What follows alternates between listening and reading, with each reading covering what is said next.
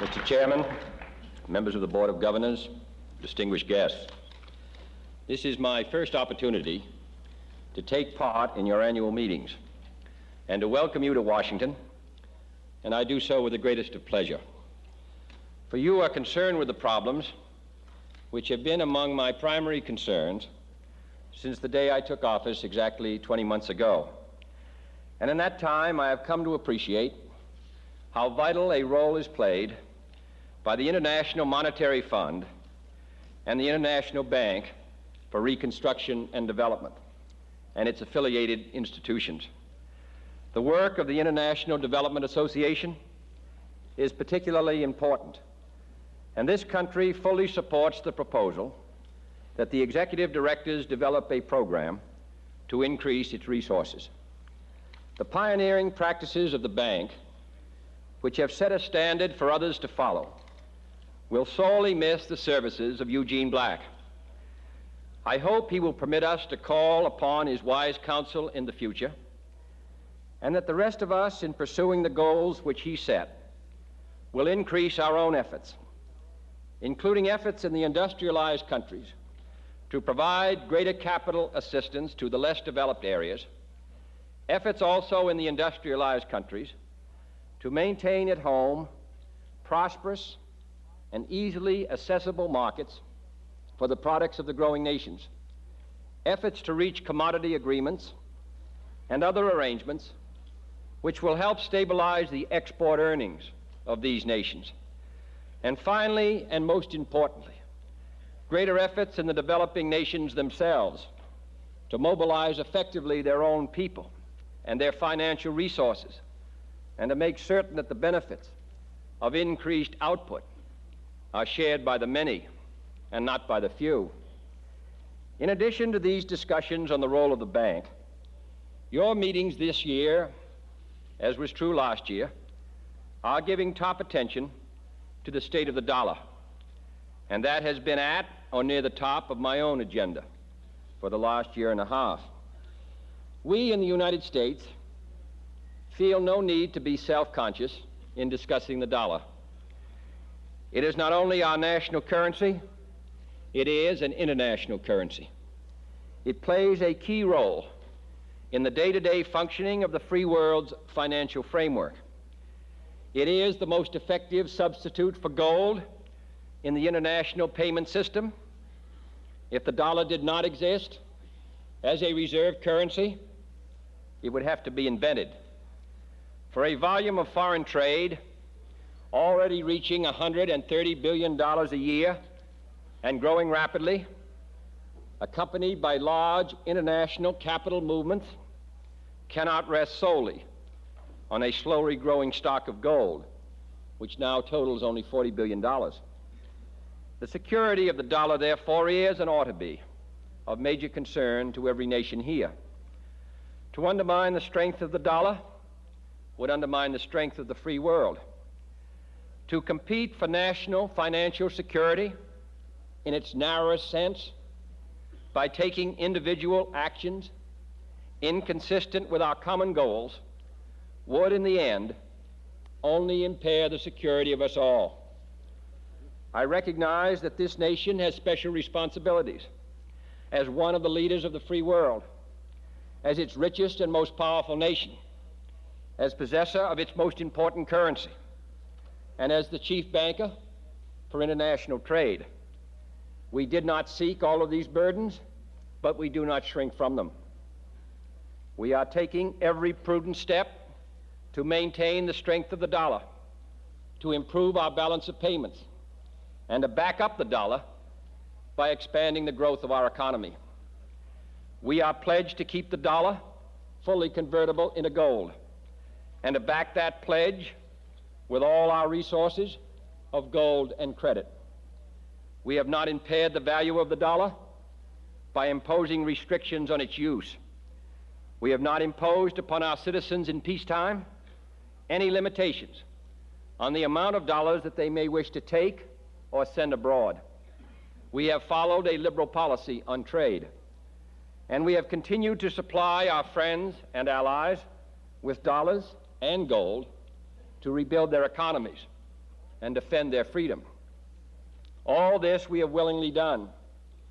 No other country or currency has borne so many burdens, but we cannot and should not bear them all alone.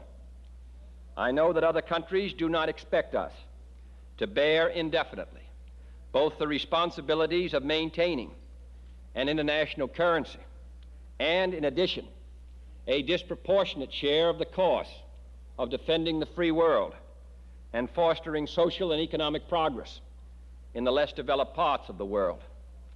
Concern over our imbalance of payments is not our concern alone, for it is not caused by our own narrow self-interest.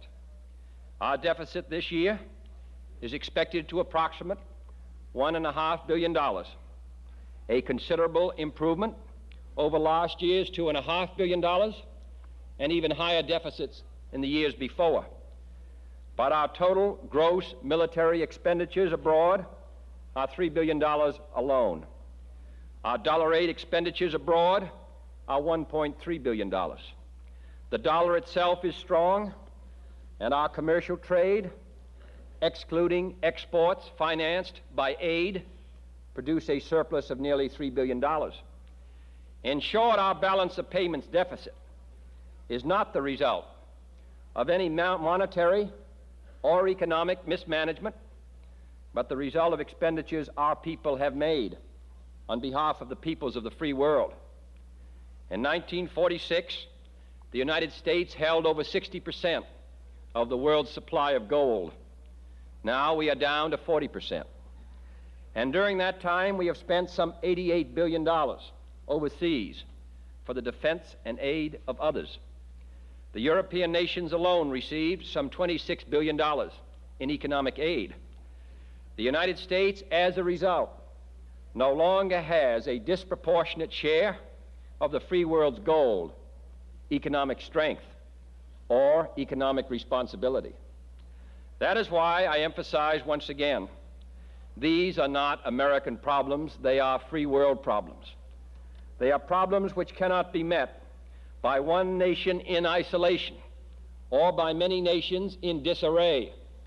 They are not the sole concern of either the rich or the poor, of either deficit or surplus nations alone. When burdens are shared, there is no undue burden on any nation.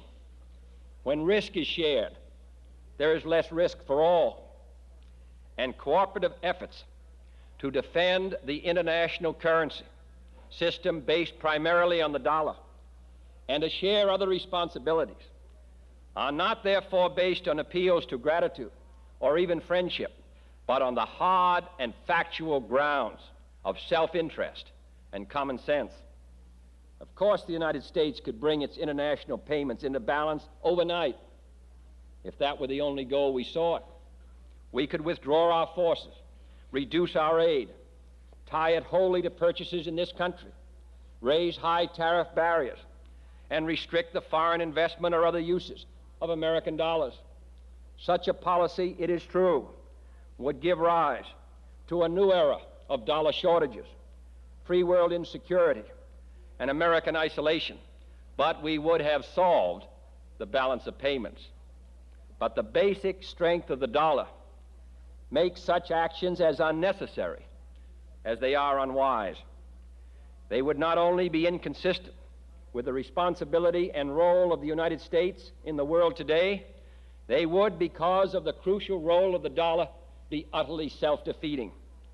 All of us here are determined to follow the only other feasible course, not the unacceptable courses of restriction and isolation or deflation, but the course of true cooperation, of liberal payments and trade, of sharing the cost of our NATO and Pacific defenses, of sharing the cost of the free world's development aid, and of working together on steps to greater international stability with other currencies in addition to the dollar, bearing an increasing share of its central responsibilities. We in the United States recognize that our own obligation in this regard includes, as a matter of the first priority, taking action to eliminate the deficit in our balance of payments and to do so without resorting to deflation or retreating to isolation. I have spoken frankly at this meeting because these two successful institutions, the bank and the fund, have long flourished in a spirit of candor and have consistently shown a reliable capacity to respond both flexibly and effectively to new needs and new challenges. This spirit of cooperation and candor and initiative will, I know, continue in the future. For only in this spirit can we hope to maintain a sturdy, free world financial system with stable exchange rates, capable of supporting a growing flow of trade and foreign investment, free from discriminations and restrictions.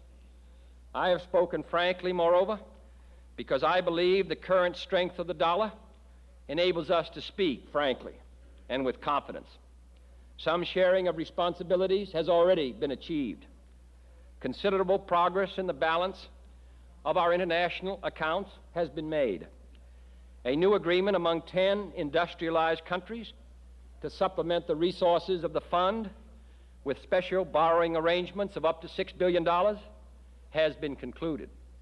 And implementing action will be completed by the United States Congress within the next few days or weeks.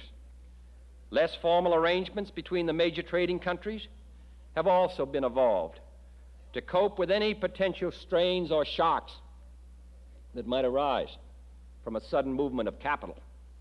These arrangements, I should add, contain within themselves the possibility of wider and more general application, and this country will always be receptive to suggestions for expanding these arrangements or otherwise improving the operation and efficiency of the international payments system. All of this is ground for confidence, for making it increasingly clear that no extreme or restrictive measures are needed, that speculation against the dollar is losing its allure, and that the economy of the United States can continue to expand in a framework based on the maintenance of free exchange and the early achievement of equilibrium.